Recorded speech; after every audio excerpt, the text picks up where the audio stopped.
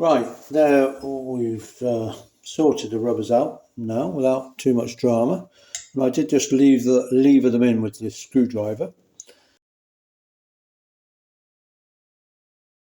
You know, like I say, in the manual it says you can make like a lever thing so you can open the spider a bit and get the rubbers in. But I find you can lever them in okay. Now, so we've got the short, the sort of the L shape, the back to the spider, and then the long side of the rubber to the chain wheel, and then like the nose goes to the chain wheel leg. Oh dear, sorry. Right, now the main thing I've done is to make sure the rubbers are fully seated, they're fully in, they're not sticking out at all. Because the next thing we've got to do is to put the cover plate on. And it's very important that the cover plate goes on to the steel and doesn't go onto the rubbers, because there's a very exact torque. Oh dear, I'm getting over COVID, would you believe? Yeah, I thought it had all been and gone, but it's not. Anyway, there's a very exact torque for the screws that hold this cover plate down. And I'm just going to put one in just to make sure this lines up before I... Right, yeah, so I'm just putting these screws in loosely so that when I tap the cover down, that the screw, the holes are in line with the screw threads. It's very easy to get them out of line, and then you have to take the whole thing out again and start again, and the rubbers can come loose and so on, so don't want that to happen. Right, so I've just put those in loosely. And what I'm going to do now is just tap the cover down. I just want to make sure that this cover plate is fully down where I want it, because then we're going to put these high tensile screws back in. Now, it's very important that these screws are all okay. So the first thing I'm going to do is I'm going to check the thread, because what I have seen in the past is the actual screw is stretched, and this thread is like a spring. It's all tight, and then suddenly the thread at the top has all been elongated. So I need to check that these threads are perfect, because when this is under pressure, those rubbers, when we accelerate, those rubbers, they want to burst out, and they want to burst out of this cover here. And so we need to make sure that the threads are all okay and that plate is properly seated all the way around, because these are actually at a very low torque, an exact torque of between 2 and 3 pounds, foot-pounds. So it's a very low torque, it's a very precise torque. So that's why we need to make sure everything's properly seated, because if it's not, you do these up to say 2-3 foot-pounds, then of course everything will come loose, and then you've got big problems, because as soon as this cover plate comes loose, then those rubbers they've got a bit of room to move, and they're going to start doing some damage. So you want to make sure that this is fully seated, so that when we do put these in and do them up to 3 foot-pounds, that everything's fully seated.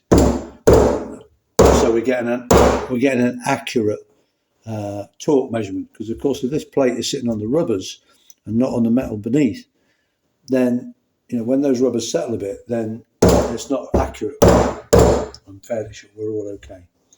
So we've got some new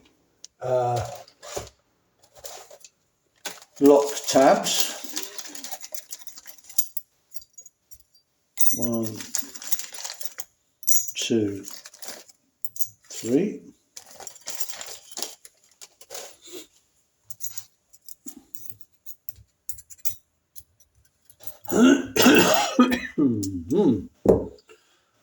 Just whiz these down a bit. Right, so I've just loosely put these high tensile screws in, and I need to torque them down now to 3 foot-pounds. Oh dear. Now, here's a very clever piece of kit to enable me to get to that 3 foot-pounds, because obviously that's a very low torque, and my torque rate doesn't go down that low. So another enthusiast, again, Jeff Mitchell, he's helped me many times in the past. He put me onto this as a torque key. Okay, and what these are preset little torque keys. This one is preset, what was it, Bursman it's called, 4 Newton meters, I think that is, which equates to 3 foot-pounds. And so this is a preset like torque wrench. It only does up to that tightness. That's the only thing, but that's what we want. We want 3 foot-pounds. So what we do is we simply use this. Going to go around, just tighten them up a bit at a time. We know that that plate is properly seated.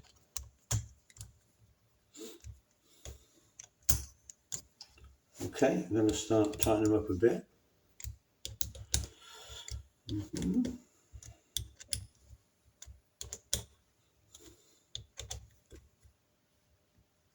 Okay,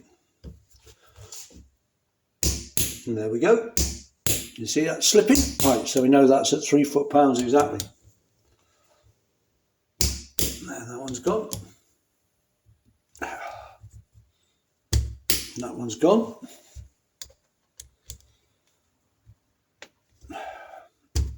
And that one's gone.